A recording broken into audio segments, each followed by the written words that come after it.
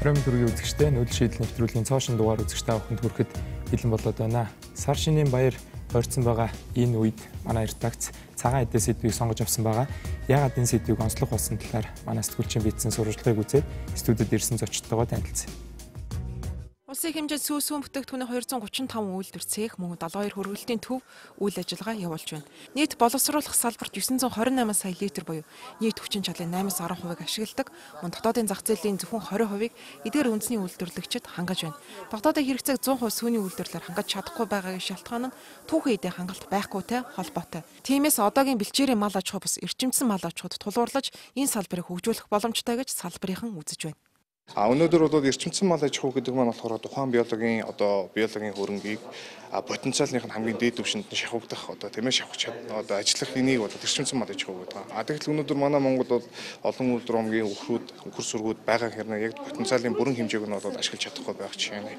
За наазахын жишээ авах юм бол манай Максууны хосолтод Францын Монбелар гэдэг үйлдвэр бол Францд бол 30-аас 35 тэр байтугай 40 литрээс өөх бүрэн боломжтой потенциал нь. Тэгтэл манай Монгол улсын нөхцөлд бол 15-аас 20 литр хүртэл өөх юм болчиход байгаа. За энэ маань юун дээрээс үүсээд байна гэхээр буцаа нэг тэжээл арчилгаа маллаа болон төрийн бодлогын зохицуул эрчимсэн мал аж ахуйг бас дэмжлэг энэ талын асуудлуудаас болоод бүтэн потенциалынхаа хэмжээнд ерөөсөө үйл ажиллагаагаа бид өргөжлүүлж ажиллах боломжтой болчиход байгаа. Энэ тэргүүнд шийдвэрлэх асуудал бол хүнсний тухай хуулийн 8-3 дугаар заалтын дагуу эрчимсэн мал аж ахуйд үйлдвэрлэлээ сэрүүний үйлдвэрлэлд боловсруулах үйлдвэрт нийлүүлсэн сүүний литр тутамд нь урамшуул олгох юм бол эрчимсэн мал аж ахуйн хөгжлийн хөрөнгө оруулалтыг их өсрүүлнэ.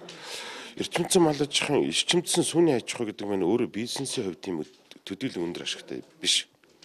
Тийм ч учраас одоо манайх шиг дөрөв үйлдвэрлэлтэй бүх улсад хүн амдаа шин сэргий сүүсэн бүтээгдэхүүн дотоодынхоо үйлдвэрлэлээр хүргэхийн тулд дандаа урамшуул татаас өгч. Хөдөө орон нутгаас түүхэн эдэг боловсруулах үйлдвэрүүд рүү түгээхэд бүтээгдэхүүний чанарт нөлөөлнө. Тиймээс үйлдвэрлэгчдийн хувьд төсөөрөн бүстэй ойролцоо боловсруулах үйлдвэрүүд байгуулвал улсын хэмжээнд сүүн бүтээгдэхүүнээр бүрэн хангагдах боломжтой гэлээ. Харин салбарын яамнаас аслагдсан аймаг бүрт хуурайсан үйлдвэрлэлийг байгуулах нь илүү оновчтой гэж үзэж байна.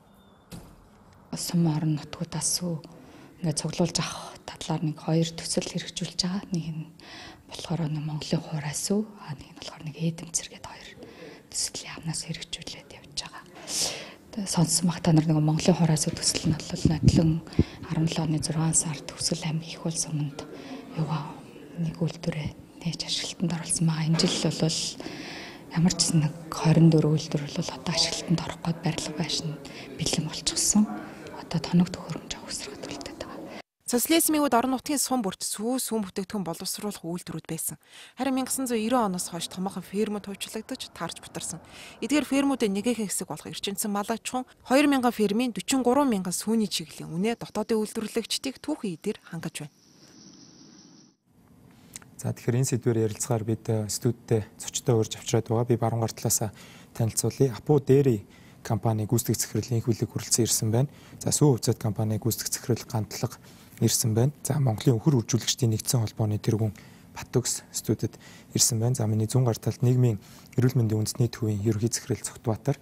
За нийгмийн нийслэлийн мэргэжлийн хяналтын газрын мал эмнэлгийн хяналтын улсын ахлах байцаагч Баяр санаа хүрэлцэн ирсэн байна. За бидэнтэй цуг өнөөдрийн хэлэлцүүлэгт бас нийслэлийн хүнс хөдөө аж ахуйн газрын эрчимсэн мал аж ахуйн хэлтсийн дарга Баяр сайхан хүрэлцэн ирсэн байсан боловч за бас хоцорж байна гэсэн мэдээллийг манай редакцаас өглөө. Тэгэхээр бид баасан гарагаас эхлэх уламжлал төсөөр үзэгч та бүхний санал суулгыг фэйсбүүкээр дамжуулан авсан байгаа. Хэрэглэгч та цагаан эдээгээ хаанаас худалдан авдаг вэ гэсэн ерөнхий санал суулганд за одоогийн байдлаар бол 658 фэйсбүүк хэрэглэгч хариулсан байна. За үйлдвэр болон дэлгүүр гэсэн хариултыг 36% нь хариулсан байгаа бол зах болон за гар дээрээс гэж 64% нь хариулсан байна. Тэгэхээр Монгол улсын ерөнхийлөгчийн хувьд бол ажлаа аваад хамгийн түрүүнд хүнсний аюулгүй байдлын чиглэлээр форум хийсэн. За саяхан бас сүүний салбарынхан цугласан арга хэмжээнээс манай редакцийн бэлтгэсэн сурвалжлагыг бид бүхэн үзлээ. За их хурлын дарга бас сүүн бүтээгдэхүүнийг Монгол хүүхдэд болон монголчууд бол түлхүү хэрэглэхийг уриалсан байгаа. Тэгэхээр засгийн газрын мөрийн хөтөлбөрт мөн одоо 16-аас 2020 онд бол эрүүл хүнс эрүүл монгол хүн үндэсний хөтөлбөрийг шинээр боловсруулж оруулнаа гэсэн ийм мөрхөө төрийн ажлууд бол явж байгаа юм байна л да. Тэгэхээр монголчуудын цагаан эдээний хэрэглээ яг хүнсний талдаа ер нь ямар байна гэдэг талаар нийгмийн эрүүл мэндийн үндэсний төвөөс сонирхмоор байна л та. Танаа төвийн өмнө нь цагаан сарын сэрэмжлүүлэг мэдээнүүдийг авсан. За өмнө нь бас эрүүл өглөөний хоол, сүүн бүтээгдэхүүнийг нэмэгдүүлэх гэдэг сурчлагаануудыг бас хийж байсан. Тэгэхээр яг одоогийн байдлаар бол ер нь дундаж монгол хүн цагаан эдээ авж байгаа нь дэлхийдээ харьцуулахад ямар шүү вэ та мэдээлэл өгөөч. За Монгол орн маань юуны өмнө одоо хувьд аж ахуй орн шүү дээ. Гэтэл бол бид нэгэнт одоо өөрсдөө байгаа энэ мал аж ахуй сүү цагаан эдээгээ хэрэглэхийн боломжтой бас тэр бүр хангалттай хүрч чадахгүй. Энэ бол одоо макро түвшинд энэ нийлүүлэлт эрэлт одоо зах зээл талаас ч харагдаж байна. Дээрээс нь хүн амын эрүүл мэндийн үндсэн үзүүлэлтүүд дээр ч харагдаж байна. Ер нь 2012 онд нийгмийн эрүүл мэндийн үндэсний төвөөс хийсэн сургуулийн сурагчдын эрүүл мэндийн судалгаагаар бол нийт сурагчдын маань 31% нь өдөртөө одоо 2-оос дээш удаа сүүн бүтээгдэхүүн хэрэглэж байна гэсэн ийм тоо баримт. Өөрөөр хэлэх юм бол 3-1 дөнгөж одоо хангалттай гэж дэлхийн эрүүл мэндийн байгууллагын үзэж байгаа тэр хэмжээнд сүү цагаан эдээ хэрэглэж байна гэсэн үг. За нөгөө талдаа одоо болдгоо хүнсний бүтээгдэхүүнүүдийн хэрэглээ их өндөр яваад байдаг. Жишээлбэл сургуулийн одоо орчинд худалдаалж байгаа хүнсний бүтээгдэхүүний чиглэлээр хийгдсэн судалгаагаар бол нийт сурагчдын маань 66% нь чихэрлэг төрлийн ундааг байнга хэрэглэдэг. За мөн өөр нэг судалгаар хийсэн одоо гарсан үр дүнгээр бол нийт сурагчдын маань 89% нь 7 хоногт дор ажныг удаа одоо чихэрлэг ундаа хэрэглэдэг ч гэдэг юм. Иймэрхүү эрсдлүүд маань нөгөө талдаа одоо хүүхдүүдийг хүн амыг бодис солилцооны эмгэгтэй болох бусад одоо төрлийн эрүүл мэндийн сөрөг үр дагаврыг үзүүлээд байгаа. Зөвхөн ерөнхийд нь хэлэх юм бол одоо манай Монголын нийт хүн амын 68% ч гэдэг юм уу 3.1-2% нь ямар нэгэн байдлаар төв суурин газар амьдарч байгаа гэж үзэх юм бол одоо энэ иргэд маань үндсэндээ сүү цагаан эдээний одоо хомсдол хангалттай хэмжээнд хэрэгжилж чадахгүй юм төвшөнд байна. За баярлалаа. Тэгэхээр сүүний салбарынхны хувьд одоо ямар сорилтууд тулгарч байгаа талаар бид бас эхний одоо сурвалжлагаас зарим нэг нь харлаа л да. Тэгэхээр манай мал тооллогоор бол одоо янз бүрийн дүн сонсогддог 60 гаруй сая малтай. За нийт зах зээлийн тооцоод үзэхээр за 3.1 сая хүнтэй гэж бодохоор дотоодын зах зээлээ цагаан эдээгээр тэр тусмаа сүүн бүтээгдэхүүнээр яагаад хангаж чадахгүй вэ гэдэг асуулт бол өнөөдрийн энэ үйл шийдэл нэвтрүүлгийн одоо төвшүүлж байгаа хамгийн том асуулт. Тэгэхээр үйлдвэрлэгч нараас бас сонирхмоор байна л да. Тэгэхээр уугуул үйлдвэрээс эхлээд сонирхъя. Дараа нь бас Апу дээрээ компани захирлын хэвлэгээ сонирхмоор байна л да. За энэ дээр би яг хоёр санаа хэлмээр байна. За нэгний үгээр энэ 67 сая малтай гэдэг өнгөрсөн 12 сард гарсан тооллогын үр дүн. Энэ дээр бол ер нь бол 67 сая малын бол 4 саяын л хөрс өрөг байгаа. Тэгээ яг манай энэ сүүсүн бүтээгдэхүүнтэй бол яг бид нар бол одоо ямааны сүг хэмжээгээр удгүй, хоньны сүг удгүй тэгэхээр одоо 67 сая малын бараг дийлэнх хувь нь 55 сая байна ямаа хонь болчихж байгаа. Тэгэхээр нэг сүгөө өгж байгаа. Одоо чинь яг Улаанбаатар хотод ойрхон байгаа одоо яг үнэний тоо гэхэлэр 45 мянган л үнэ авах байхгүй. Тэгэхээр энэ үнэний тоо руу нэмэгдэх хэвээр. Энэ үнэийг одоо агуулж байгаа. Одоо аж ахуй нэгжүүд фермүүд нэмэгдэх шаардлагатай болчихж байгаа. Яг хол чиглэлээр ягаад сүү авахгүй юм гэхлээр энэ өөр сүү маань өөрөө одоо онцлог эмзэг бүтээгдэхүүн. За тэгээд манайх одоо жишээ нь хамгийн хол өдөр болго явж байгаа чиглэл бол Сэлэнг аймгийн Номбон сум байгаа. Одоо хотоос 220 км. Тэгэхээр одоо тэрнээс хол болоод ирэхлээр сүү өөрөө замдаа гачлах чанараа алдах эрсдэлтэй болчтой. Тэгэхээр одоо явж болох хамгийн одоо алс цэгрүүл очиж явж байгаа. Гэхдээ эргээд тэр 220 км явж ийн гэдэг маань тэр хэмжээний зардал нөгөө сүү үйлдвэрлэлийн нөгөө суурь зардал дээр нэмэгдээл орж ирж байна л гэсэн үг одоо бензин шатхуунаас ахуулаад. За хоёр дахь санаа маань юу гэхээр ер нь 67 сая гэдэг мал одоо малын тоо маань өөрөө бас нэлээд яг тийм точныг юм уу яг зөв тоо гэж бол ерөөсөй хэлэхгүй. Ягаад тэгэхээр ер нь бол малчид өөрсдөө их тийм малаа өсгөж тоолуулах сонирхолтой. Одоо тэр нь банкнаас зээл авах ч юм уу ямар нэг байдлаар тэгээд засаг дарга юм уу сундын засаг дарганаар бас ингээд нөгөө төсвөө батлуулах тий мөн онцгой байдлын нөгөө нөөц бүрдүүлэхтэр ихийг нөөц авахын тулд малаа өсгөх тоолуулцдаг. Тэгээд бид нэр сүүлд нэг 2 сумн дээр юм хяналтын тооллого яг өөрсдийнхээ сүгэ цуглуулдаг хэсэг дээр бол хийсэн.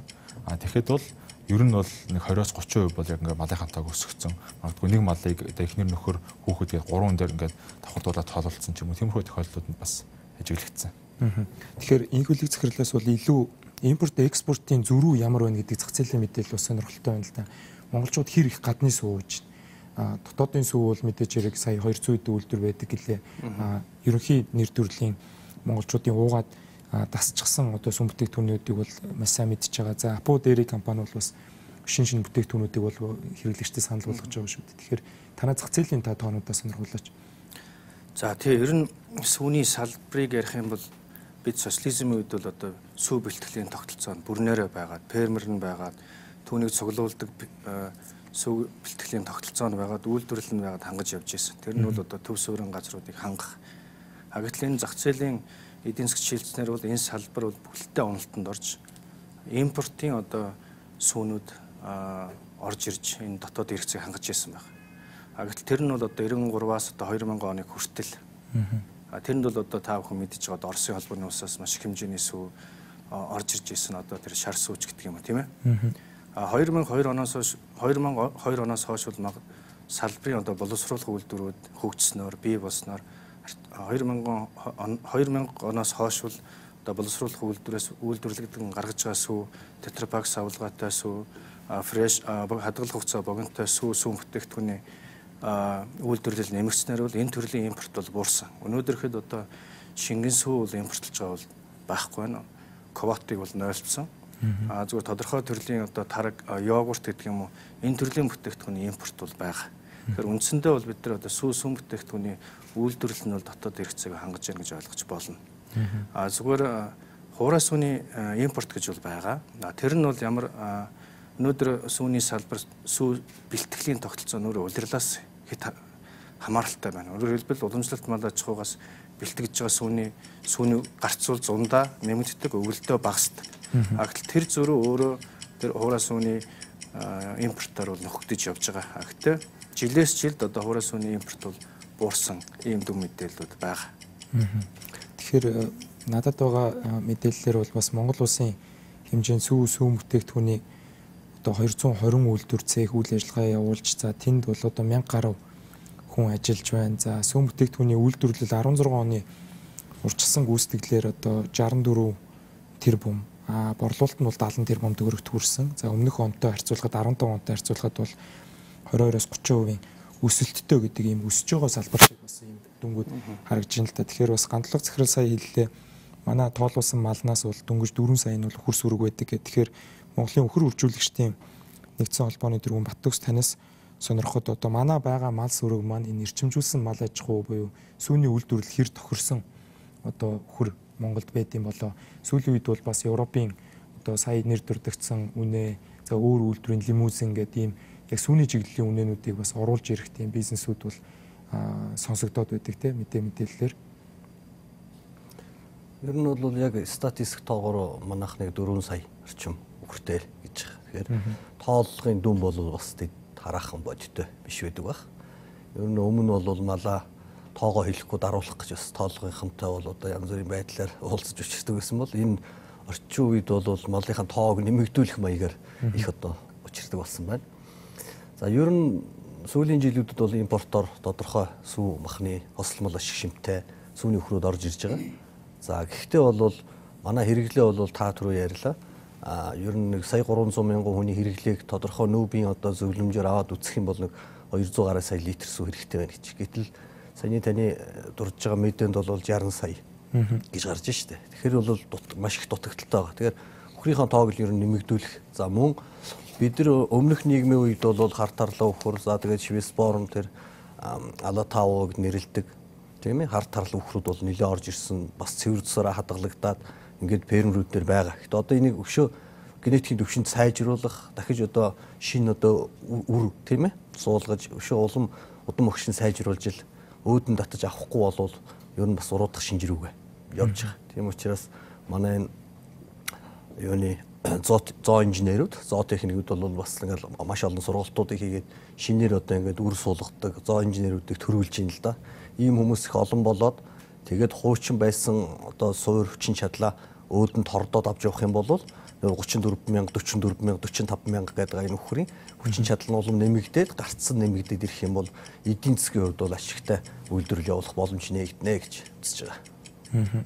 Тэгэхээр хүнсний яг бүтээгдэхүүн сорилт шинжилгээ хийх эрх бүхий итгэмжлэгдсэн 65 лаборатори бол үйл ажиллагаагаа явуулж байгаа. За эдгээр лабораториудын нэгдсэн сүлжээг зохион байгуулах чадварыг дээшлүүлэх юм шаардлага байна гэж ярьдаг. Тэгэхээр хүнсний аюулгүй байдал бол мэдээж хэрэг хэрэглэгчдийн бол хамгийн их санаа зовж байдаг. Хүн өөрийнхөө хэрэглэж байгаа хүнсийг үр хүүхдэд өгж байгаа хүнс тэр тусмаа цагаан эдээг бол одоо гарал үүслийн шалгаж за хөдөөнөөс одоо хамаатан садан танил хүмүүсээсээ шууд авчрах за зах дээрээс авахтаа шалгаж авах дээр мэрэгжлийн хяналтын одоо гаргадаг хамгийн их мэдээллүүд бол тийм зөрчил илэрлээ гэдэг мэдээллүүд бол байнга гарч идэг мэдээ бэлдэж байгаа. Тэгэхээр яг иргэд бол сая Facebook дээр хариулсан нэг 700 гаруй хүнээс бол гар дээрээс авах нь их байна гэж хариулж байна. Тэгэхээр танаа хийж байгаа шалгалтаар ер нь цагаан эдэний чанар иргэдэд яг одоо чанартай гарал үүсрэм тодорхой бүтээгдэхүүн хэр хүрч чадчихээн тэр цэмо нийслэлийн хэмжээнд хамгийн том зах зээл. За нийслэлийн хэмжээнд сар шин болох гэж байгаатай холбогдуулаад ялангуяа нийтийг хамарсан баярыг угтаж өрчсөн сэргийлэх хяналтыг нийслэлийн мэргэжлийн хяналтын газар, мэргэжлийн хяналтын ерөнхий газраас зохион байгуулж явуулдаг байгаа. За эдгээр шалгалтаар ер нь бол зөрчилтэй бүтээгдэхүүн одоо худалдан борлуулж байгаа зөрчлүүд нэлээд илэрч байгаа. За тэдгээрийн одоо ихэнх нь гарал үүслийн гэрчлэгээ баталгаачлалтгүй, хоёрдугаарт одоо ил задгай, гудамж талбайд одоо зарж байгаа тэм зөрчлүүд хамгийн их хувийн эзэлдэг. За энэ нь болохоор нийслэлийн нутаг дэвсгэрт худалдаа үйлчилгээ эрхлэх нийтлэг журам гэж байгаа. За нийтлэг журмаар болохоор махан бүтээгдэхүүн, сүүсүүн бүтээгдэхүүнийг ил задгай, нийтийн эзэмшлийн зам талбайд худалдаалахыг хоригдсан байна. Гэтэл хөдөө орон нутгаас за иргэд аж ахуйн нэгжүүд одоо өөрсдийнхөө бараа бүтээгдэхүүн, сүүсүүн бүтээгдэхүүн, цаашлбал малын гаралтай түүхийд бүтээгдэхүүнээ худалдан борлуулахын тулд одоо хаа дуртай газраа зогсоод ингээд худалдаг. Хоёрдугаарт хэрэглэгчд одоо тэр ил задгай, зориултын бус талбай дээр худалдаалж байгаа түүхийд бүтээгдэхүүнээс худалдаа авалт хийдэг. Энэтэй холбоотойгоор зөрчлүүд нь одоо тасрахгүй одоо ингээд үргэлжилсээр байдаг. За бид бол одоо өнгөрсөн 7 хоногт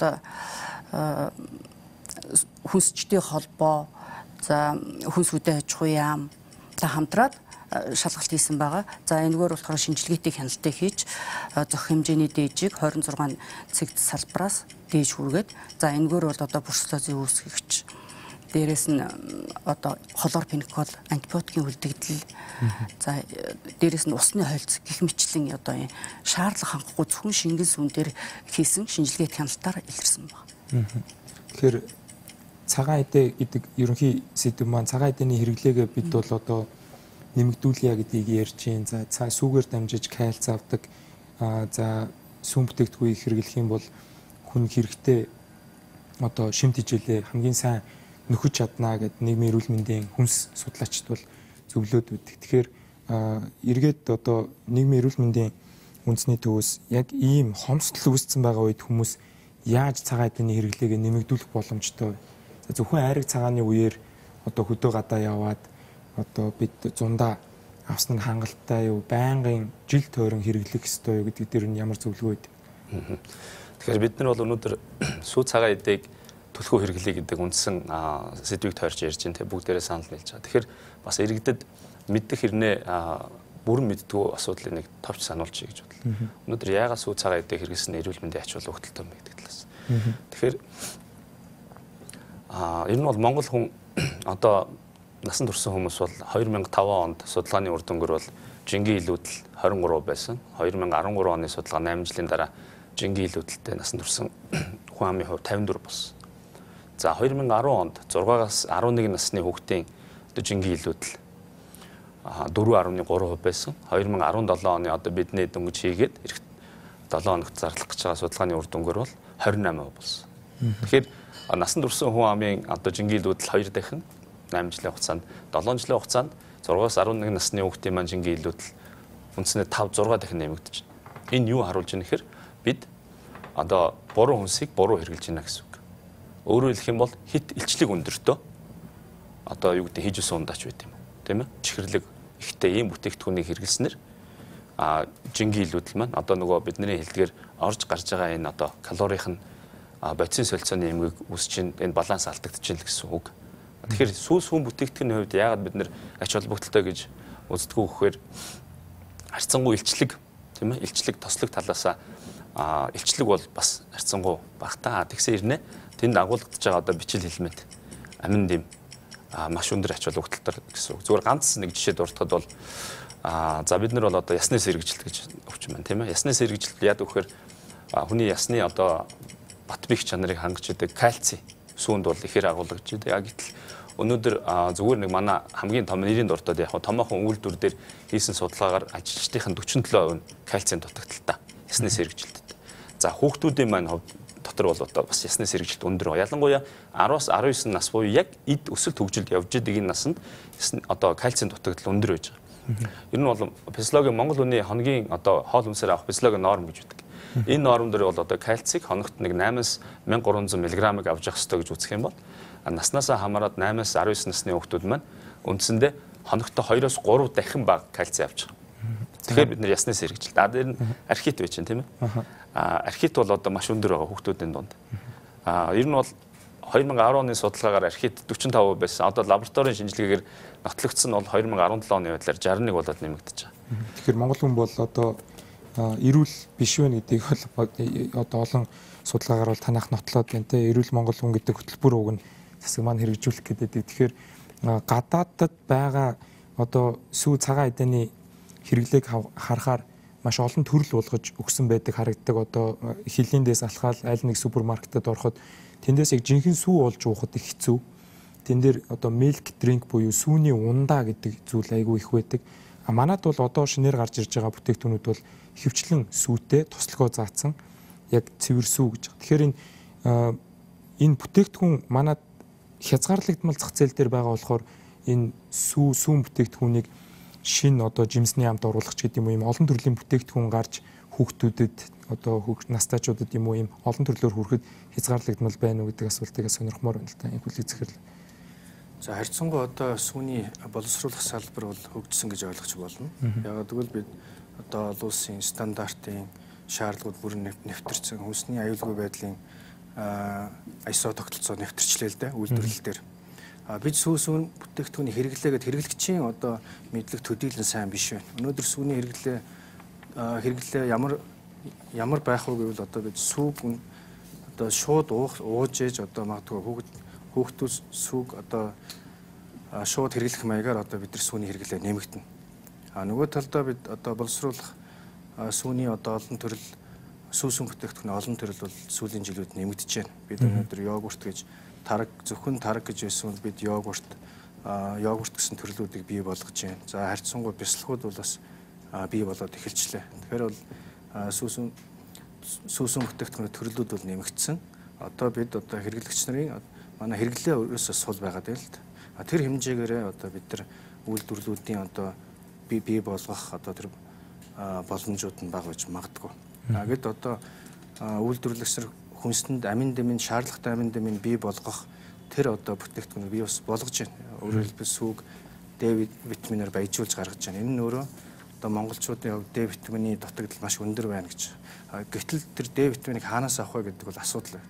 Нарнаас аавна гэж хэлтэл тэр нь хязгаарлагдмал байдаг. Гэтэл тэр Америкт гэхэд тэр D витамины дутагдлыг сүг D витаминаар баяжуулах замаар тэр хүн ард нь D витамины дутагдлаас гарсан байгаа жишээ. Гэтэл одоо манай компани хувьд бол тэр бүтээгдэхүүнийг бий болголоо. Гэтэл хэрэглэгч нар маань өөрсдөө төдийлөн тэрийг одоо хэрэглэх хандлага нь бага гэдэг юм уу бас ойлгож хүлээж авах хэрэгцээ нь бас бага л харагдаад байна л да. Тэгэхээр хэрэглээний соёл бий болоод өндөрсөд эхлэхэд бол дагаж одоо бүтээгдэхүүнийг бий болгох тэр одоо суурь болцоо нь бол бий болчихжээ гэж харж байгаа. Тэгэхээр гандлуу захирлаас асуултаа арай жоохон өөрчлөөд цагаан эдэ гэж нэрлэхээр бид нар уламжлалт технологиор хийсэн сүүсүн бүтээгдэхүүн за ааруул эзгий энэ бүтээгдэхүүнүүдэд яриад ойлгоод байдаг дэлхүү немия гэдэг ерөнхийгөөр яриад байдаг. Европод гэх юм уу одоо сир бол одоо 20-30 төрлөөрөө гараад одоо хятадын зах зээлд бол одоо сайн боловсруулсан сирийг одоо моцарелла сирч гэдэг юм уу одоо Монголд бас ингээд жижигээр бол одоо сир үйлдвэрлэгчнэр нэгдэх байдлаар ч юм уу арай хүнсний хөгжил тал руугаа хандлага өөрчлөгдөд байгаа шүү. Тэгэхээр уламжлалт технологи үйлдвэрлэлөө хуурахаар одоогийн хэрэглэгчид тэндээс холдоод яваад байна гэж одоо харагдчих байна уу? Эсвэл уламжлалт дээр үйлдвэрийг хөгжүүлэх боломжтой гэж харддаг уу?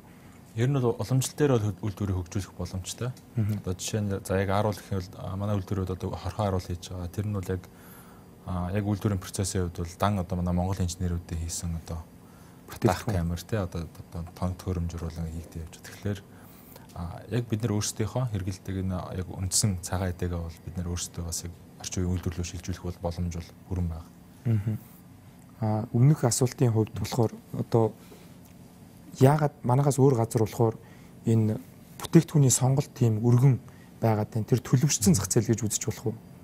Энэ дээр бол яг нэг одоо за бэлтгэл байна л да. Ер нь бидний яг үйлдвэрлэл дээр одоо яг өргөн гэж одоо дэлгэрүүлж чадахгүй байгаа.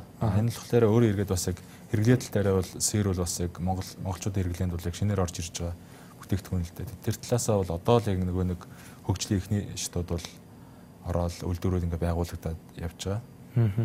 Тэгэхээр Баттөгс тэргүүнээс сонирхоход үхэр яагаад цөөхөн байгаад байна гэдэг ерөнхий асуулт сумаар байна л да. Сая бол хэллээ нэвтрүүлгийн зарим үйлдвэрлэгчид бол яг үхрийн аж ахуй тэр зам эрчимжүүлсэн сүүгээр дагнах юм бол тийм ашигтай бизнес биш ээ гэж хэлж байна. Тэгэхээр зарим барууны тусгай үйлдвэрийн үхэрнүүд Монголд ирэхээр идээшгүй ч юм уу одоо хурдан томрохгүй гэдэг дээр энэ за тэгээ махны чиглэл рүүгээ болохоор төр орно гээл эсвэл үйлдвэрлэгчид орно гээл бэлэн үйлдвэр байгаа ч юм шиг байхгүй ч юм шиг энэ маргаан дунд бол хэрэглэгчид хохироод байгаа юм шиг санагдаад байдаг байхгүй. Тэгэхээр танаа холбооны гишүүдийн байр суурь ямар байд юм бэ? Ер нь бол арчилгаа малгайтай шууд холбоотой. Бид нар бол өөрсдөө тэжээлээ тарьдаг байх хэрэгтэй байна. Чанартай тэжээлээ тэжээдэг байх хэрэгтэй байна. Тодорхой орчин нөхцөлийг бүрдүүлдэг байх хэрэгтэй байна. Өнөөдөр фермийн хөгжил сул байгаа нь бол төрөний сурвалжлагын дурдгдсанаар бол ашиггүй байж болно. Өнөөдөр нэг фермийн байрыг ингээд 40 үхэртэй ч юм уу фермийн байрыг барья гэхэд бол бас л 100 гаруй сая төгрөгийн хөрөнгө оруулалт шаардж байна. Дээр нь үхэр тоног төхөөрөмж техникээр явах юм бол 300 сая орчим төгрөнгө болчихчих. Тэгэхээр ийм гарааны хөрөнгө оруулалтыг өнөөгийн байгаа манай ферм рүү даваад явъя гэхээр бас асуудалтай. Харьцангуй байдал сайжраад бид нар банк санхүүгийн байгууллагатай ярьж байгаа үед бол бас тэр баригдсан зүйлийг барьцаалаад урт хугацаанд зээл олгож болох тийм гарцууд бол нэгдчихэд байгаа.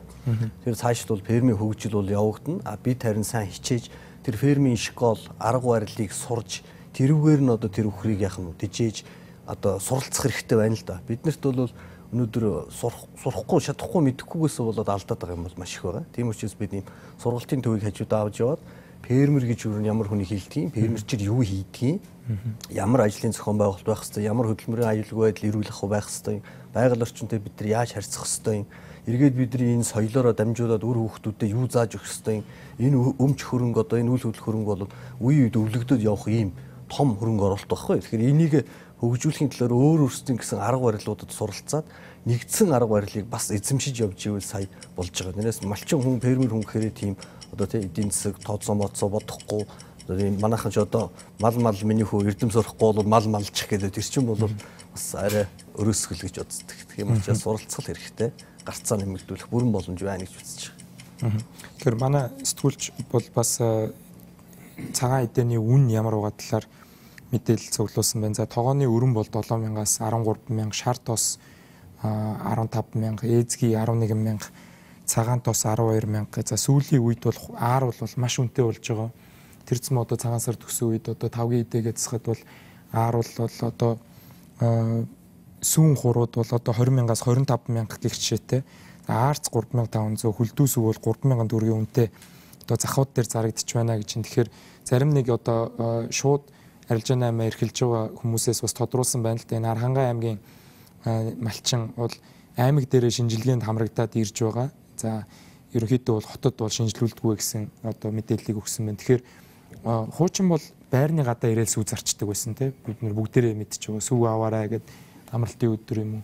За одоо яг автовокзал дээр бол орон нутгаас бол маш ихээр цагаан эдээ ирж байгаа. Тэгэхээр энийг бол энийг зогсоох ер нь арга байд юм уу? Энд чинь манай одоо бид чинь нүүдэлчин ард түмэн тэр бол одоо зарах чинь үү эсвэл хамаатан садандаа авчирж гинүү гэдгийг зогсоогоод шалгах одоо тийм эрх мэдэл одоо мэргэжлийн хэлтийн байцаалчид байх уу? Энэ асуулт надад одоо байн гарч ирдэг байхгүй.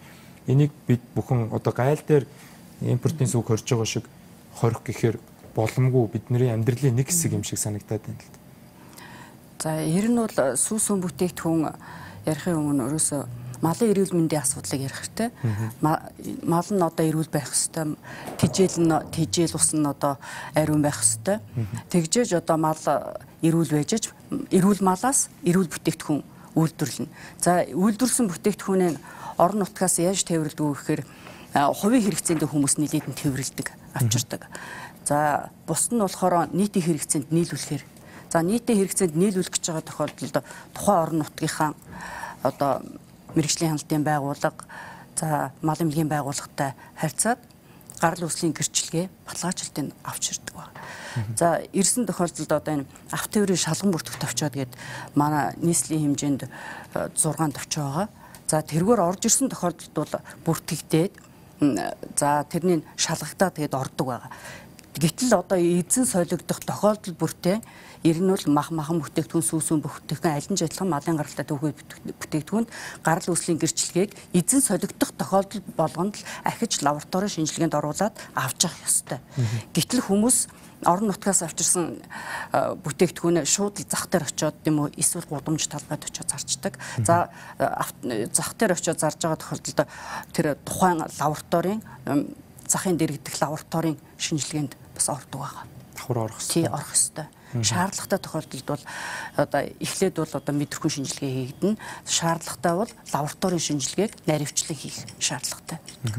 Тэгэхээр Цутбаатар захирлаас илүү яг та өөрийнхөө гэр бүл дээр хүүхдүүдийнхаа цагаан эдээ сүүн бүтээгдэхүүний одоо орцыг яаж хангаж чинь гэдгийг сонирхмоор байна л да. Яг тэгэхээр сая миний хэлсэн үн зарим төрлийн одоо сэр гэхэд одоо манай сүлд гарч байгаа за сүүн бүтээгдэхүүнээ түлхүү хэрэгэл гэдэг одоо нэлийн тансаг хэрэглэр үгээ зарим нь бол одоо сэр жишээлбэл бол орох гээд байгаа юм шиг.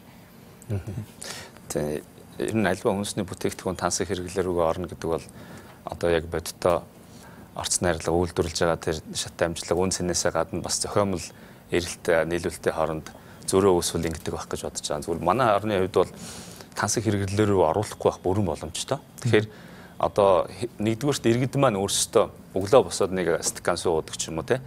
Яг одоо өглөөний цай уудагтай адилхан эрэлт маань хэрэглээ маань зөв төлөвлөсөн байх хэвээр. Дээр нь манай одоо зогсож байгаа захирлуудын хариуцж байгаа ажил үйлдвэрлэл тэрийг нь одоо дамжуулж авчирж байгаа энэ борлуулалт бүх манай мэргэжлийн үнэ хэлж байгаагаар бүх шат амжилттай аюулгүй байх хэвээр.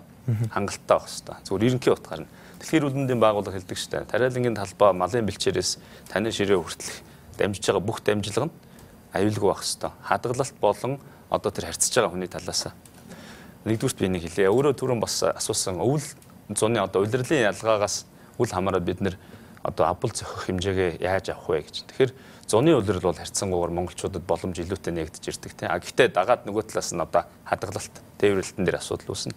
Өвлийн улирал аюулгүй байдал тал нь арай гайгүй юм шиг боловч бас одоо хэрэглээ багасдаг ийм талтай.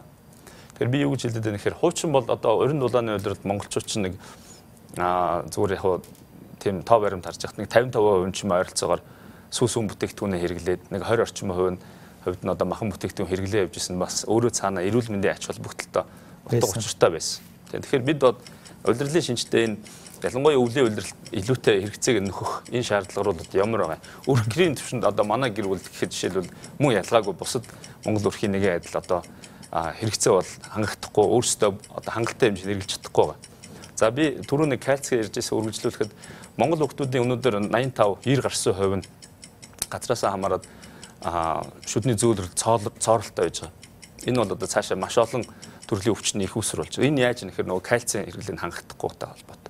Дээрээс нь Д витамин эндээс манай хүн түрүү хэлсэн. Д амин дутагдал. Одоо өөрөөр хэлэх юм бол нийгмийн эрүүл мэндийн талаас олон улсын практикт далд өсгөлэн гэж нэрлэждэг. Хүүхдүүд маань жин нэмэгдээд хэмжээнд томроод байдаг. Амин бичил тижээлийн дутагдалд өсгөлөнд ороод яваад.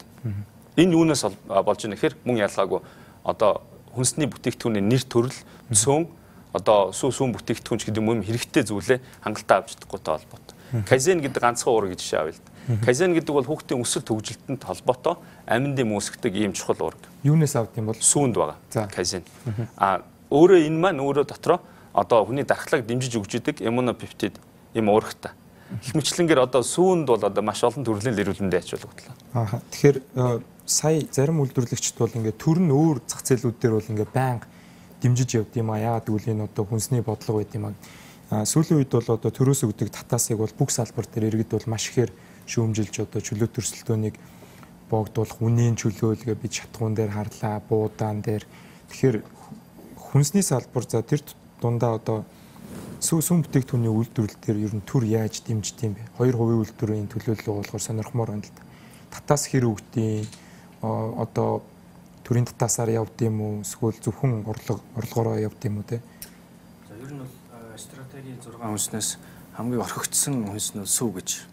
Өнөөдөр хүнс үдээ аж ахуйн яамн дээр сүүний талаар тусгайлсан бодлого бол байхгүй байна. Сүү ярих юм бол одоо малын тоо толгоороо мал аж ахуй хольж яриад идэг.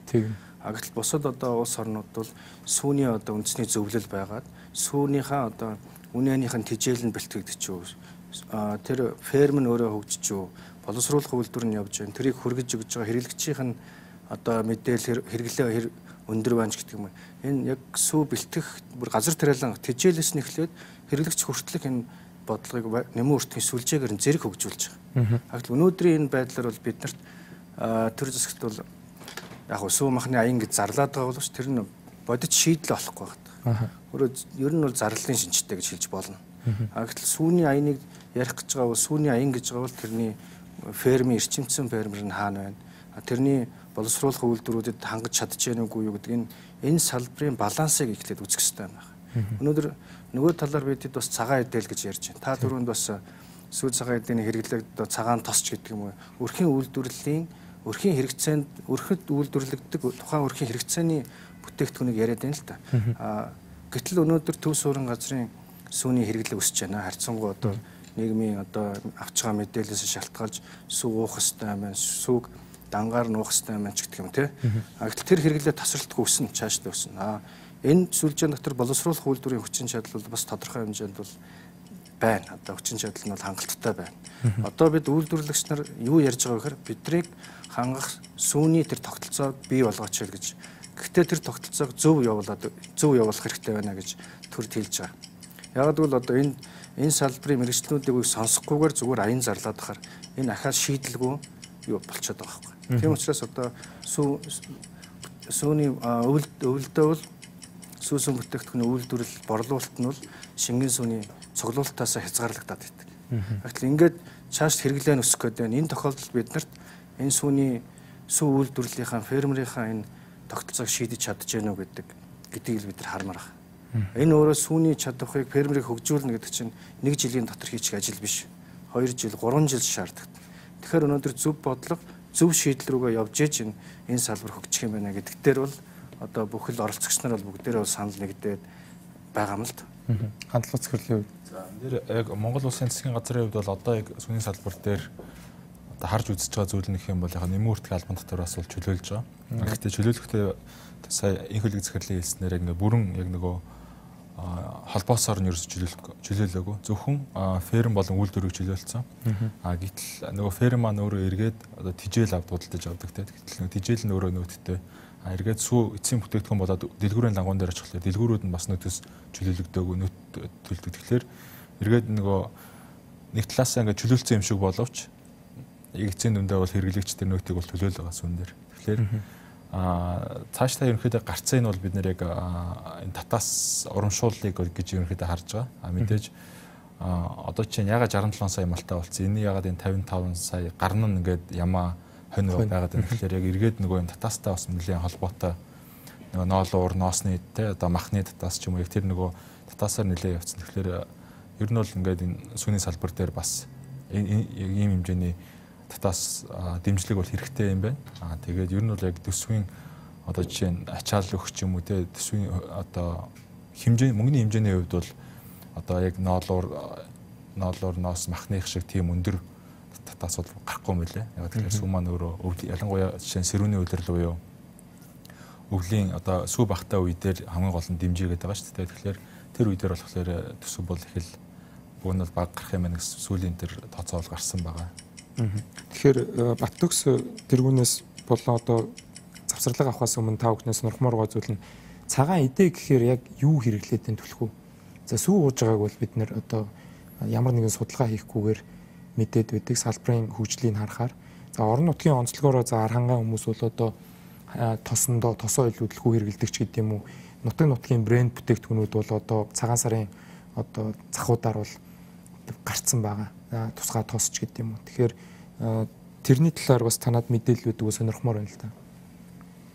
Ер нь бол манай үндэсний уламжлалтын хөдөө аж ахуй дээр сүү цагаан эдний соёл бол дэлхийн түвшинд шүү дээ. Ер нь өрхийн яг тэр хийж байгаа хүний өөрийнх нь жор тэр дахин давтагдчихгүй тэр үнэр амт бол гайхамшигтай. Тэр ч утгаараа манай хүмүүсийн хэрэглээ бол тэрийг байнга өгүүлж идэг. Эдгээр Улаанбаатар дээрээ суурьшсан ч гэсэн орон нутгаа санана. Цагаан сараар тэр цагаан эдийг идэх гэж оролдсон шүү дээ. Тэгэхээр манай нутгийн мэхэртэй аруу сайхан шүү. Миний нутгийн сүү хурууд сайхан шүү.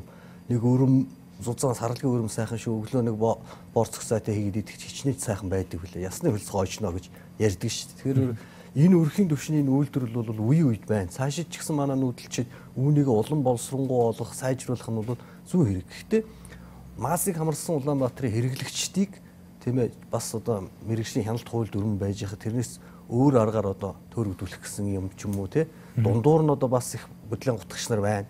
Сайхан цэвэр арцын аваад дээр маш их гурил хийгээд тэгээ нэг цагаан өнгөтэй аруулгоо зарчдаг ч юм байх юм. Сайхан тослог сүүгийг аваад усыг хамж аваад өрмийг хамж аваад усыг давтараа зарчих гээд байх юм. Иннээс л хэрэглэгчдийг хамгаалахын тулд манай мэрэгжлийн хяналтын албаныхан бол шаргуу ажилтдаг гэж би ойлгож явдаг. Мал бол мэдээж эрүүл байх хэвээр. Малаас бол сайн одоо бүтээгдэхүүн аваад түүгээрээ боловсруулах үйлдвэрүүд нь юм хийгээд сайн төрөл зүйл нь олшроод явах бах. Үндэсний энэ ар бол арц тэгэл хурууд маш олон төрлийн энэ бол хөгжөд явах нь зүйтэй байхаа л гэж миний хувьд бодож явдаг. Энэ тун оновчтой сайхан мэдээлэл өглөө л да. Тэгэхээр монголчууд одоо сүү цагаан эдийг хэрэглэмээр байдаг. Тэр нь бол одоо ямар нэгэн хүнсний аюулгүй байдал талаас асуудалгүй хас гадна элдв бусын холцох байх хэрэгтэй. Одоо сүүн дээр ус нэмнэ гэдэг ч юм уу эсвэл эмийн байцын үлдэгдэл илэрж ийн гэдэг чинь юу хэлээд байна гэхээр эсвэл одоо бус төрлийн бүтээгдэхүүн дээр гурил цардуул хит их чихэр сахар хийх гэх мэтлээ энэ асуудал бас байж болохгүй. Энийг манай одоо үйлдвэрлэгч нар бол бас төвшөндөө анхаардаг баг. Тэгэхээр энэ асуудлыг бас хэлье. Ягаад гэхээр чинь эргээд нөгөө амт чанардаа нөлөөлөд бидний одоо яг сүүн бүтээгдэхүүн хэрэглэснээр таны эрүүл мэнд ийм ач холбогдолтой гэж хэлээд байгаагаас зөрөөд явчих юм бол бас хүч тарамдах юм аюултай. Хоёрдугаарт нь хүнсний аюулгүй байдал тал дээр хэлэхэд хэдийгээр борцлоос өвчин буураад байгаа, жил ирэх тусам буураад байгаа ч гэсэн жилдээ нэг 400-аас 500 тохиолдол бүртгэгдээд байгаа юм байна. Энэ юу гэсэн үг гэхээр зөвхөн сүүн бүтээгдэхүүн биш бүх төрлийн хүнсний бүтээгдэхүүнийг ерөөсө гар дээрээс авч хэрэглэж болохгүй гэдэг энэ зарчмыг л бид нэр төвшөндөө бас баримтлах шаардлагатай харуулж байна. Тэгэхээр мэрэгжлийн хяналтаас бас сонирхмоор байгаа зүйл нь гар дээрээс авч болохгүй гэхээр одоо бас илүү өөр дараагийн түвшиндээ очиод байна л да. Тэр нь болохоор шууд хүргэлтэр хүмүүс хоорондоо бол маш их арилжаа 8-нд орж ийн л доо. Одоо Facebook группээр одоо зарын юугаар за ажил дээрээ ч гэдэм үү тэдэн литр айрыг ирсэн шүү чи. Ер нь айрыг ховор байгаа үед айрыг ирсэн гэхэд ер нь гарал үүслийн асуудаг хүн ер нь байхгүй хаа. Бараг л бүгдээрээ өө сайхан айрыг ирсэн үү гэл одоо уудаг. Тэгэхээр баг гарал үүслийн бичиг байна уу гэхээр нөгөө авчирсан идэ авчирсан хүнийгээ одоо муухай сэтгэл төрүүлж байгаа юм шиг болсон идэнээс татгалзаж байгаа юм шиг. Тэгэхээр одоо энийг яаж зохицуулах вэ? Би эргэл одоо хідэн 10 тонн сүү бол одоо мөнгөн морьтоос өдөр болгон бууж байгаа. Сүү үйлдвэрлэгч өмнө нь одоо би хийжсэн мэдээгээр бол тэрийг зохицуулж өгөөч гэдэг ер нь зохицуулаад дийлдэггүй сонсч байсан л та. Ер нь бол хэрэглэгчлээ одоо энэ асуудлыг гол шийдвэрлэгч шүү дээ. Авч байгаа одоо хүнсний бүтээгдэхүүнийхэн чанар аюулгүй байдлыг хангасан хэсгээр нь өөрөө хяналт авах хэрэгтэй. Тийм учраас хэрэглэгч өөрөө энийг сонголт нь өөрт нь байгаа. Ам руу нэгээгүй юм чинь тийм. Хоёрдугаарт одоо нийтийн хэрэгцээнд нийлүүлж байгаа одоо малын гаралтай түүхийд бүтээгдэхүүнийг үйлдвэрлэж байгаа үйлдвэрлэгч маань өөрөө хариуцлагатай байх ёстой. Хүнсний тухай хуулинд одоо хүнсний бүтээгдэхүүний сүлжээнд оролцогч иргэн аж ахуй нэгж хинч бай одоо энэ чанар аюулгүй байдлын хангах юугаар өөрөө хариуцнаа гэд хуульчлаад өгсөн байгаа. Тэгэхээр одоо чанартай бүтээгдэхүүн шаардлага хангасан аюулгүй бүтээгдэхүүн зарахын тулд тухайн тэр хүн хариуцлагатай л байх ёстой. Хуулиа мэддэг байх ёстой.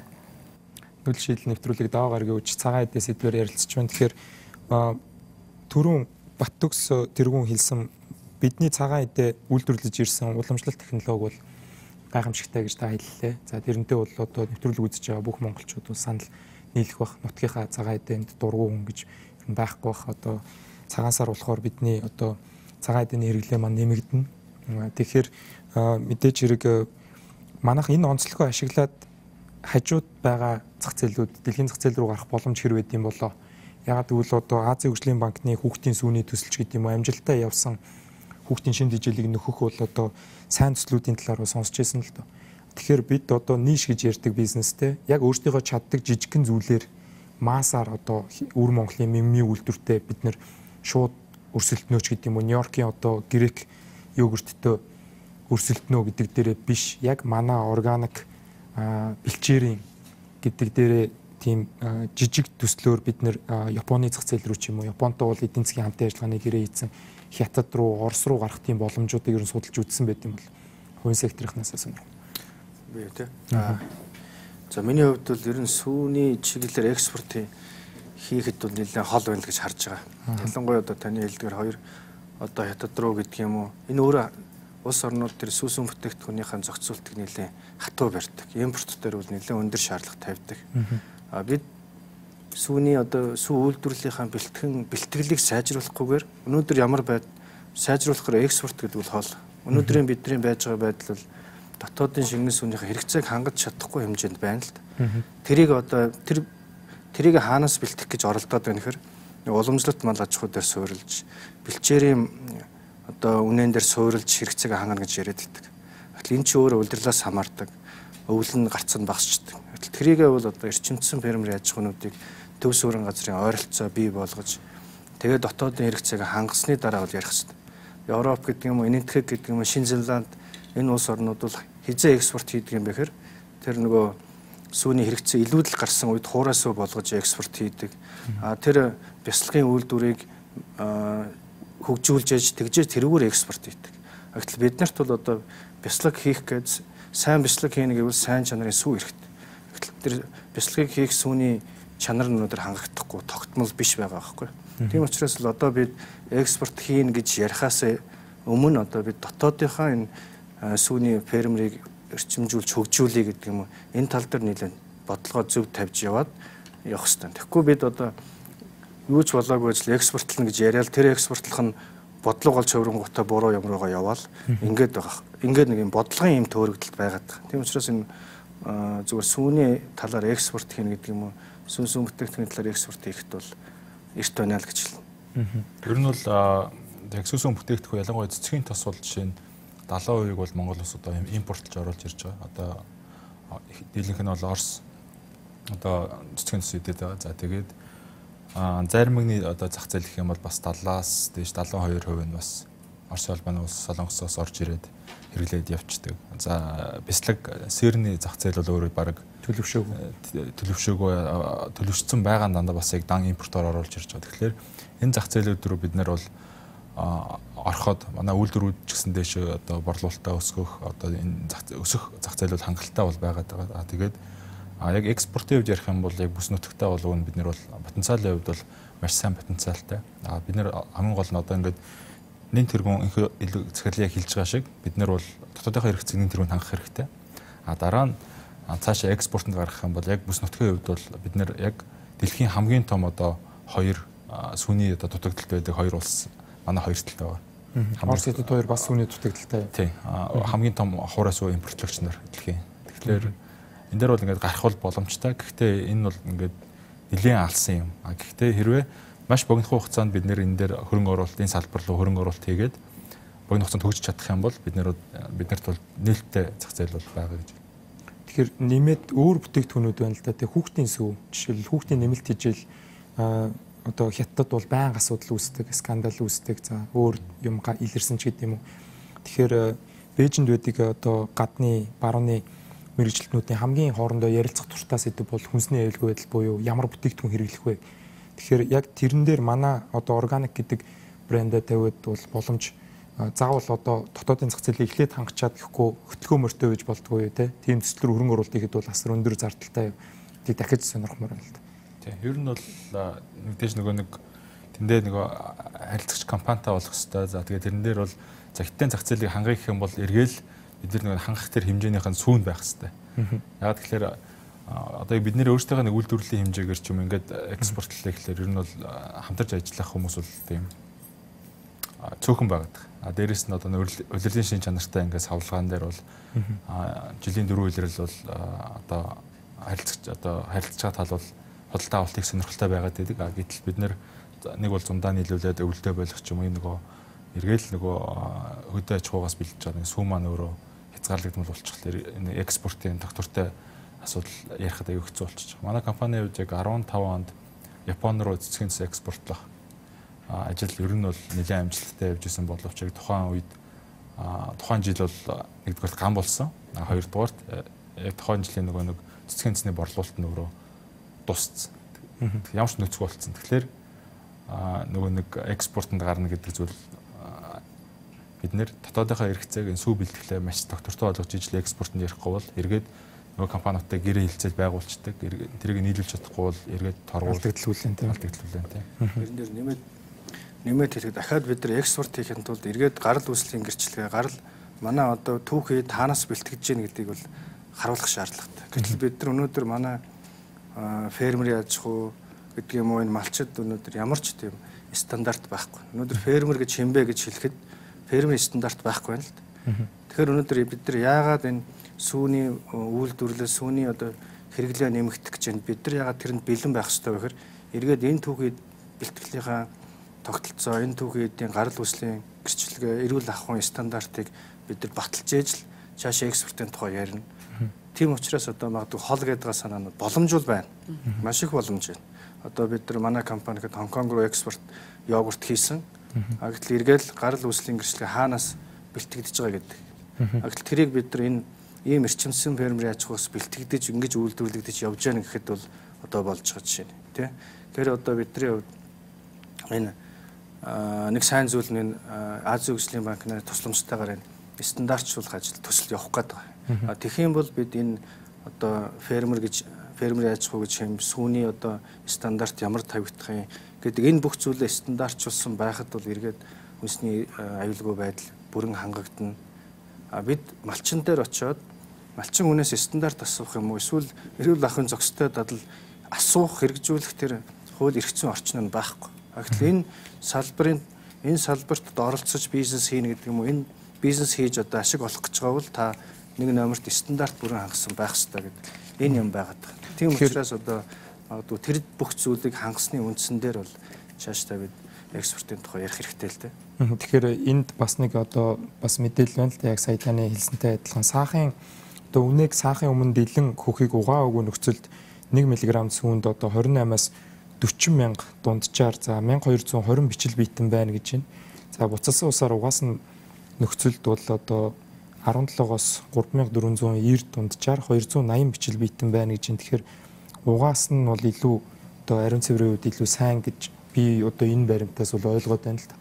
Тэгэхээр Баттөгс тэргүүнээс сонирхоход мал аж ахуй алдагдсан гэж яриад байдаг те. Одоо арилжааны систем рүү шилжсэний дараа төрийн энэ системүүд бол одоо ханган нийлүүлэлтийн системүүд байхгүй болсон. За тэрэн дээрээс бас малчтын одоо англиар know how гэж ярьдаг мал хэрхэн маллах сайн сортын сүүний малаа яаж хэрхэн одоо арчлах талаар тэр мэдлэг нь ер нь алдагдсан байдал харагддаг. Танаа дээрээс ер нь бол энэ чинь маш их алдагдсан байгаа шүү дээ. Тэгэхээр бид нар энийг бол маш сайн системтэй сургалтуудаар л энэ мэдлэгийг тэднэрт олгож зөв дадалтал бол авцарч хүмүүжүүлэх шаардлага байна.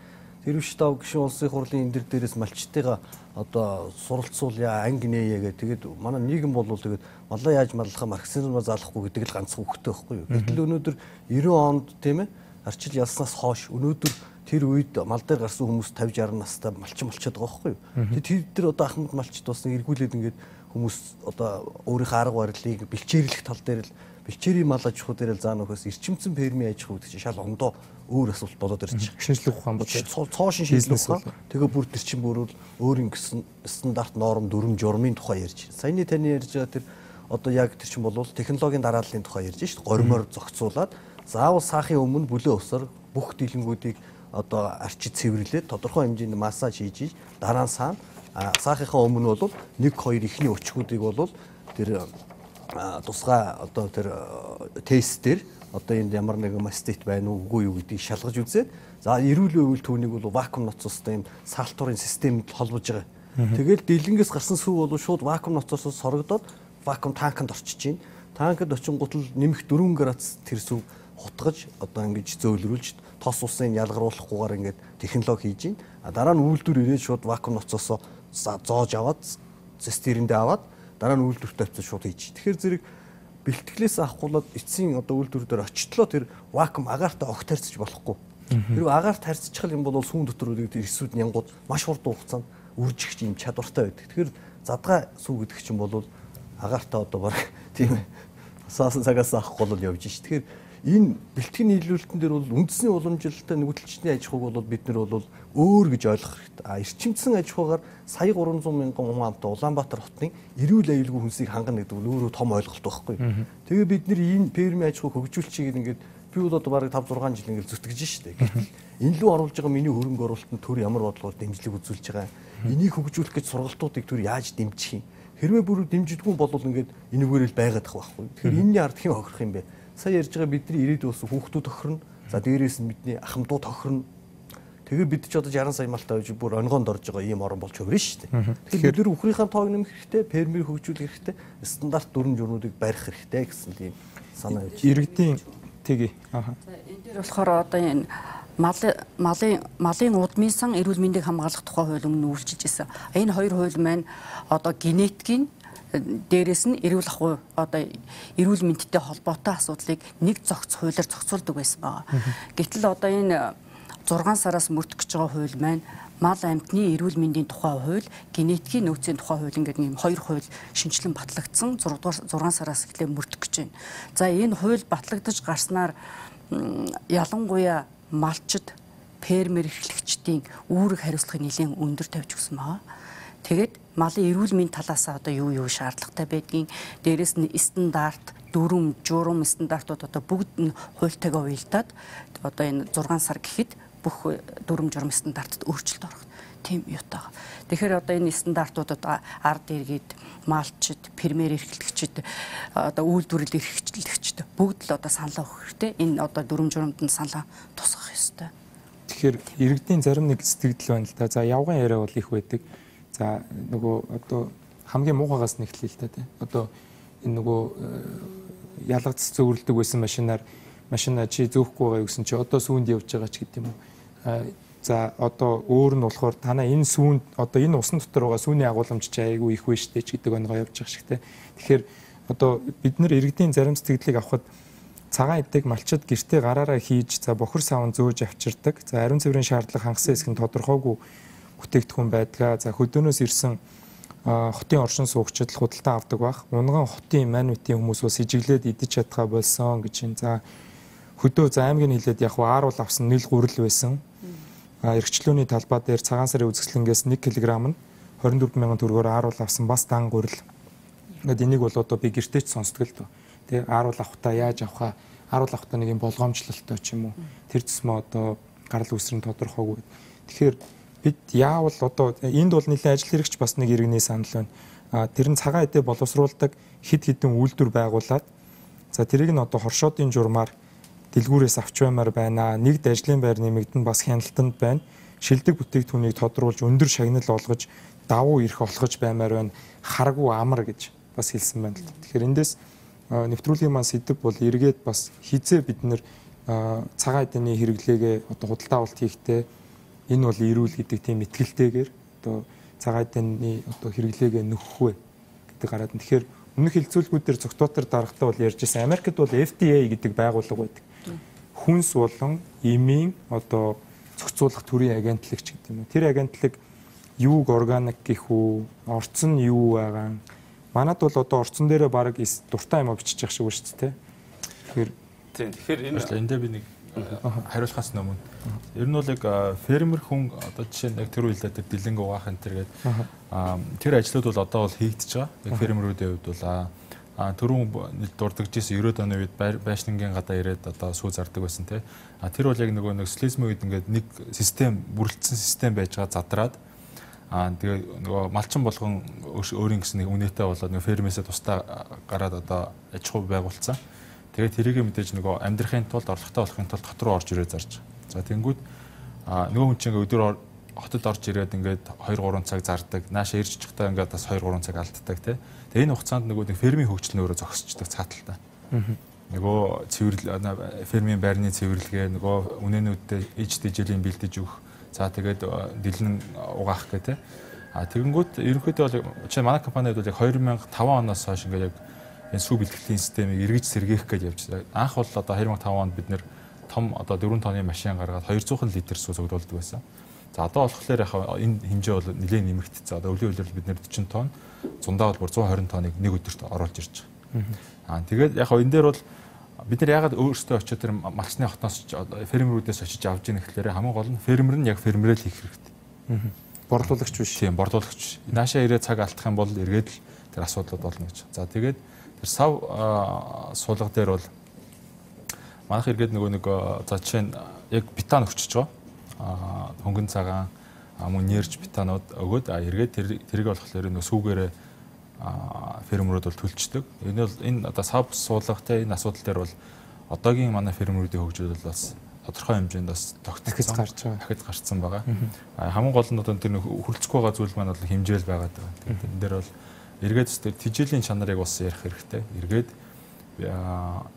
сүү өөрөө энэ жил одоо нэлээд үнэтэй байна. Одоо чинь бид нэр фермерүүдээс очиж авч байгаа. Гол шалтгаан болохоор өнгөрсөн 101-р нэлээд гантай байсан. Хоёрдугаарт яг одоо сүү бэлтгэлийн чиглэлийн одоо жишээ нь Борнуур юм уу те Батсүмбөр зүүн хараа одоо сумдуудаар болохоор ой хэрийн төмөр их гарсан Зунжанга Улаанбаатарчуудад бүгдээрээ мэдж байгаа. Тэгэнгүүт хатлангуй болцсон. Тэгээд энэ одоо өвөл бол тижээлийн нь бол аяг өндөр байгаа.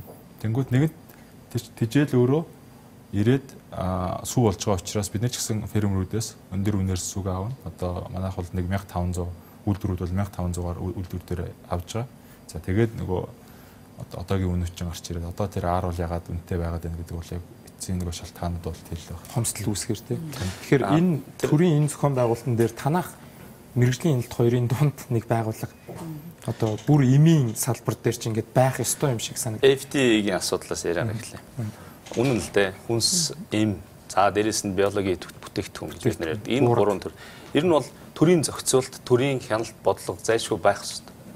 Өнөө хүнсний аюулгүй байдал засгийн газрын мөрийн хөтөлбөр том байдлаар туссан.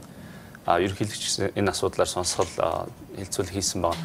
Тэгэхээр одоо яг Америкийн тэр загварыг хуулах юм уу? Эсвэл тэрнтэй төстэй байдлаар Монголын нөхцөлд нийцүүлээд гаргах юм уу? Ямар ч үсэн манад нэг тийм байгууллага бол өгүүлэгдэж байгаа үнэн. За хэрэглэгчнүүдээр хараад үзэхэд бол одоо сая эрчимжүүлсэн мал аж ахуйн фермерийн аж ахуй ямар ач холбогдолтой байдаг талаар манай үйлдвэрлэгч нар ярьж байна тийм ээ. Үнэхээр хүнсний аюулгүй байдал талаасаа шимт байдал амин дэмийнхээ агуулмж чанар талаасаа бол бас үнэн. Тэгвэл хэрэглэгчнүүдээр харахаар чи манай хэрэглэгч нар яг эко унс гэж ярьж байна, органик бүтээгдэхүүн гэж ярьж байна те. Тэр нэг шимийн гэдэг юм уу шингэн сүү бас уумар байна шүү дээ. Тэгэхээр тэр асуудал бол нэгдүгээр тангагдах ёстой гэж ойлгож байгаа. Энэ хөлөг захирлын хэлж байгаагаар байн өсөн нэмэгдэж байгаа энэ хэрэглээ маань хангагдах ёстой нэг талаас. Нөгөө талаас дараагийн түвшний нэг асуудал маань юу гэхээр өнөөдөр хүнс баяжуулалтыг бид нар бол ярьж хөвшихгүй болох. Биднэрт сайн жишээнүүд байна шүү дээ. Давсыг явуулсан. Өндгийг сэлэнжүүлсэн. Одоо сүүг бид нэр Д витаминээр баяжуулах явах шаардлага. Энэ жил бол одоо хууль гээ хэлцэгдээд эхлэх гэж байна. Тэгэхээр ганц жишээ дуртахад манай 2 сарын 22-нд танилцуулагдах гэж байгаа. Эрүүл мэндийн яам, Нүүбийн хүүхдийн сан, нийгмийн эрүүл мэндийн үндэсний төвийн хийсэн судалгаагаар хоолтой жилийн 5 дугаар судалгаагаар одоо Д витаминын дутагдал 5 хүртэлх насны хүүхдийн дунд 55%, жирэмсэн эхчүүдийн дунд 70% байна. Гэтэл бид юу гэж үздэг вэ гэхээр аливаа амин дэмийн дутагдал нийт хүн амын дунд одоо энэ түвшин нь 20-оос илүү гараа явахаар нийгмийн эрүүл мэндийн ноцтой байдал үүслэе гэж үздэг. Гэтэл бид 55-70 гэдэг тоо ярьж байна. Тэгэхээр яалтчгүй одоо тэр хүнс баяжуулалтыг ярих шаардлагатай ба тэр ч утгаараа хууль одоо ингэ хилцээд явах. Уг нь өрхийн эмнэлгүүдээр Д бол бас тарааж байгаа шүү дээ тий. Тэр нь Д витамин авдаг жагсаалтанд бас буурсан. Тэгэхээр бидний нөгөө нэгдүгээр дуталтаа байгаа тэр юм гүнзгий байна. Дээрэс нь хүн амын одоо жирэмсэн эхчүүд жишээлбэл 70% хамарцсан байна гэдэг чинь бол бас одоо байж болохгүй асуудал. Тэгэхээр миний түрүүний хэлсэн 70 хэлбэрийн өсгөлөнгөөс бид нэр гарах шаардлагатай. Үүний тулд бодлого, хууль одоо үйлдвэрлэгч нартай хамтарч ажиллах шаардлагатай. Гагцхүү та нар хий баяжуулгээд орхихгүй үйлдвэрлэгч нарыг бас дэмжих тэр механизмыг одоо хамтарч гаргах шаардлагатай гэж ойлгож байна. Тэгэхээр цагаан эдээ гэдээ ярихаар сүү давмгаалаад байна гэдэг түрүүн бас та бүхнээс хариулт аваагүй л дээ.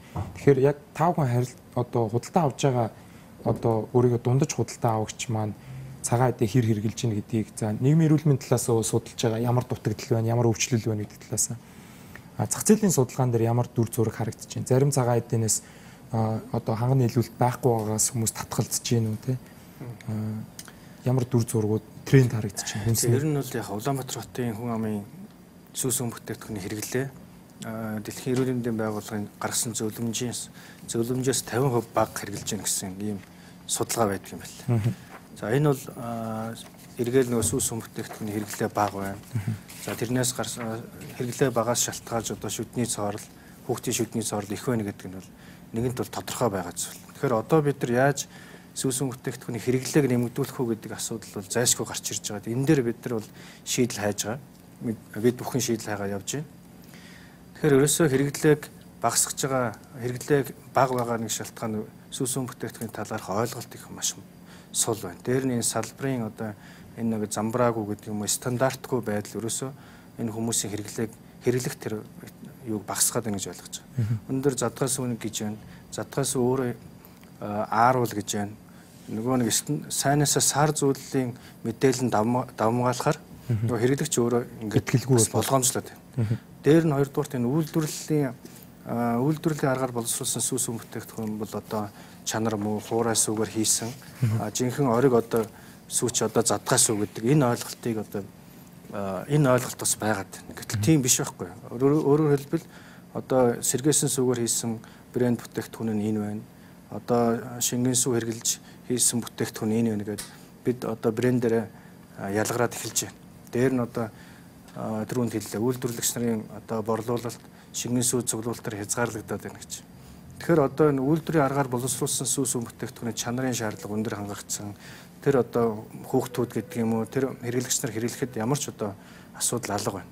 Тэгэхээр одоо энэ талын одоо хэрэглээг нэмэгдүүлэх, энэ талын хэрэглээг одоо зөв ойлголтыг өгөх ийм одоо асуудлууд бий болж ээж л энэ хэрэглээ нэмэгдэнэ. Өөрөөр хэлбэл одоо хэрэглэгчтэй боловсруулалт сүүтэй цай ууж байгаа одоо сүүтэй цаанд хэрэгжилж байгаа сүүг одоо бид нар сүүс бүтээгдэхүүн хэрэглээ гэхэд бол хэцүү байхгүй.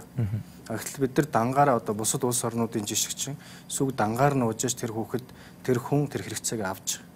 Тэгэхээр одоо хэрэглээний хувьд бол хамаагүй бага байгаа гэдг нь бол ойлгомжтой байх. Тэгэхээр Хойд Америкийн нөгөө одоо сүү байна уу гэдэг компанид ажил, сүү уусна уу гэдэг компанид ажил бол нийгмийн эрүүл мэндийн компанид ажил байсан гэж одоо ойлгогддог тийм яг маш том сурталчилгаа байсан. Гэхдээ бүх одоо нийгэм соёлын одоо лидерүүд нь одоо сүүний юм одоо сүү ууж дуусны дараа юм сахалтай тэр бол одоо 2000-ад оны их үед бол одоо дэлхийг хамарсан том маркетингийн ажил нийгмийн эрүүл мэндийн одоо сүү гэдэг бүтээгдэхүүнд бол хамгийн том түлхэж өгсөн байна гэж. Тэгэхээр яг энэ хуурай сүүн дээр сүүг өндөр градустай ийм төмрөн ийм байгууламж руу цацаад тэгээд тэрийг хусч авсныг одоо хуурай сүү гэж нэрлэдэг байгаа. Тэгэхээр тэрний одоо дотор нь орсон potency гэж ярьдаг эмэн дээр те хэр чанарлаг дотор нь байгаа амин дэмүүд одоо юуг сүм бүтээгдэхүүн гэж олон улсад үздэг юм бол манай стандарт ямар байдаг? Тэгээ хуурай сүм дээр бол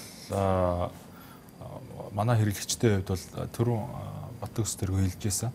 Одоо нөгөө сүүний соёл өөрөө айгүй одоо дээд түвшинд хөгжсөн. Яг мах сүү болохоор одоо жишээ нь дэлхийн хаач байхгүй нэг соёл байдаг. Тэрний үгээр яг үйлдвэрс он сарыг хардаг. Одоо дэлхийн аль ч супермаркет руу ороод одоо хэрэглэгч тэр тухайн сүүний он сарыг харж яах үгүй юу гэвэл ганцхан Монголд тэр юу яваад байгаа. Өнөөдөр өглөө хэрэгсэн тэр сүүг л авах тийм сонирхолтой. Тэгэхээр тэр нь өөрөө эргээд бас энэ хуурай суу болохоор муу юм байна гэдэг тийм нөгөө ойлголтыг надад авцсан байдаг. Одоо чинь миний хувьд болохоор энэ тэргүүн за үйлдвэрээр дамжсан шингэн суу бол номер 1 сонголт. Тэгээд хоёр дахь сонголт нь болохоор би хуурай сүүг сонгоно. Одоо би өөрөө жишээ нь хэрэглэх гэж байгаа. Тэгээд нөгөө юу дууссан байх юм бол дэлгүүрт сүү дууссан байна. Яг гурав дахь болохоор бид тэр цадгаа сонгох байхгүй. Яг тэгэхээр хуурай сүү ямар ч эрсдэл байхгүй. Гэхдээ амин дэм дотор тэр агуулгаж байгаа одоо минералуудын агууламжийн хувьд бол яг шин сүгээ утах юм бол бага. Гэхдээ ямар нэгэн муу зүйл бол ерөөсөө байхгүй. Яг тэгвэл өндөр технологиор дамжигдсан гэсэн үг. Тий. Тэгээд яг нөгөө задгай сүүчин болохоор яг төрүүлсэнтэй яг юугээр тээвэрлээд яаж авчираад ямар нөхцөл юутэй хойлоод ингээд зарж байгаа ерөөсөө хэцүү хянахад аягүй хэцүү байгаа байхгүй. Тэгэхээр Одоо сүүлд бол одоо бүр тийм бүлэглэлүүд баг ингээд бий болцсон нөгөө.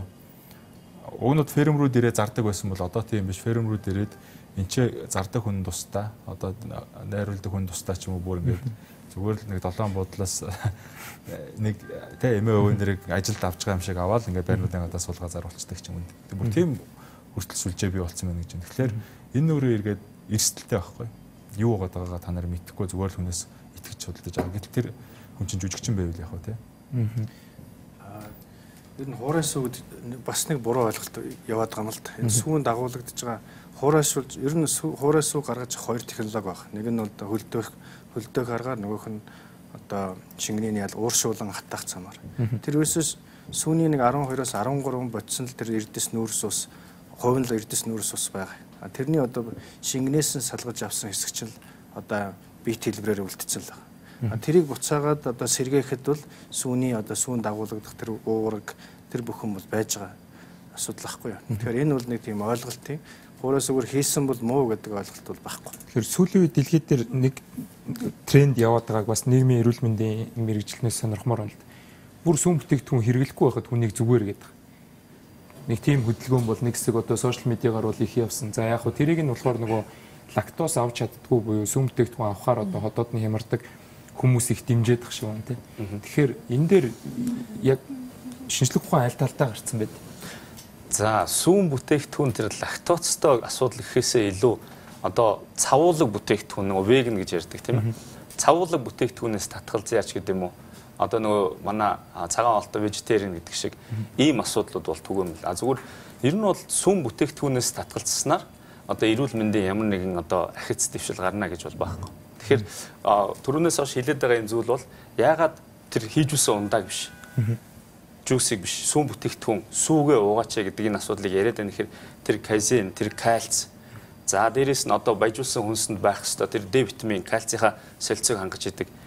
Энэ үл орлуулагдах амин хүчил уургууд бидний хүүхдүүдийн одоо өсөлт хөгжил, оюун ухаан, дархлааны систем, одоо ясны бат бих чанар, за шүтэн одоо өвчнгүй байх гэж гэдэг юм. Энэ олон төрлийн эрүүл мэндийн ач холбогдлуудыг үүсгэж байгаа учраас шинжлэх ухаан энийг нотолж тогтоогоод өнөөдөр сүүн бүтээгдэхүүнээ сайн хэрэглээ. Тэгэх юм бол та одоо эрүүл байх нэ гэдэг энэ асуудлыг яриад байгаа. Гагцхүү зүгээр бидний сайн чадахгүй байгаа юм гэх юм бол одоо энэ хот суурин газар амьдарч байгаа улсууд маань хангалттай хэмжээгээр тэрийг олж авч чадахгүй байна. Дээрээс нь зарим хүмүүс ч гэсэн худалдаа авах чадрын асуудал яригдана.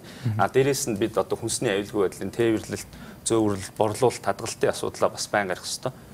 Энэ асуудлыг л яриад байгаа болохоос биш ерөөсөө сүүн бүтээгдэхүүн цагаан эдэгээ хэрэглэх гэдэг одоо мессежийг 100% өгөхөд бол биднэрт буруутгах юм байхгүй. Тэгэхээр нийслэлийн мэргэжлийн хяналтаас бас нэвтрүүлгийн цаг бага болохоор одоо бол хүмүүс хамгийн худалдаа авалт хийж байгаа. Сая амралтын өдрүүдээр бол том захуудын зөксөөл бол дүүрсэн байсан харагдчихсэн. Тэгэхээр цагаан эдэгээ бол хүмүүс маш худалдаа авч байгаа. Бид зайлшгүй одоо иргэдийн гар дээрээс одоо худалдаа авах шаардлага бол гарна. Тэгэхээр тэр үед юу анхаарах ёстой гэдэг дээр та зөвлөгөө өгөөч. За ер нь бол манайх лабораторийн шинжилгээний одоо шинжилгээнийхээ хариуг л үндэслэж одоо үнэлгээ өгдөг байгаа. Гэтэл одоо иргэд аж ахуйн нэгж хинч вэ худалдаа авагч ил задгаа зарж байгаа бүтээгдэхүүнээс аваад энэ чанартай байна, энэ чанаргүй байна гэхийг нүдээр хараад ялгах ямар ч боломж байхгүй. Тэгэхээр бол тийм найдваргүй хүнс худалдаж аваад бол өөрийгөө хэрэглээ эрсдэлд оруулж лабораторийн шинжилгээнд хамруулад тэрнийхээ үнэлгээг гаргуулах боломжтой. Манайх бол энэ ерөнхийдөө томоохон захууд дээр явуулын лабораторитой шинжилгээтэй хяналтыг бас хийж байгаа. За явуулын лаборатори дээр хийлгэж болно. За итгэмжлэгдсэн бүх лабораториудад хийлгэх боломжтой. За тэгэхээр нүүдэл шийдэл нэвтрүүлэг маань давгаргийн өөрөө цагаан эдээ сэдвэр хүнсний аюулгүй байдлын сэдвэр бас ярилцлаа. Тэгэхээр бид хэрэглэгчдээс бас асуусан та цагаан эдээгээ хаанаас худалдаа авдаг вэ гэсэн асуултанд бол 675 Facebook хэрэглэгч. За үйлдвэр болон дэлгүүрээс гэж 37%, за зах дээрээс болон гар дээрээс гэж 63% хариулсан байна. Тэгэхээр сая нийслэлийн мэргэжлийн хяналтын одоо улсын байцаагчаас үзэгч та бүхэн сонслоо. Тэгэхээр гар дээрээс авж байгаа бол бас нэлээд өндөр эрсдэлтэй юм байна. Гарлал үүслэн тодорхойгүй бол за зах дээрээс авж байгаа бол ядаж зах дээр явж байгаа явуулын захуудын шинжилгээний бичгтээ цагаан эдээгээ хэрэглээрэ гэдэг одоо зөвлөгөө мэдээлэл дээр бас нэвтрүүлгээ хилцүүлгээ жаргая гэж бодож байна. Тэгээд үйлчил нэвтрүүлгийн үзэгч та бүхэн бас сар шинийн баярын мэндийг одоо нэвтрүүлгийн хамт олонныхоо өмнөөс дэвшүүлж байна. Хүрэлцэн ирсэн та бүхэнд маш их баярлалаа.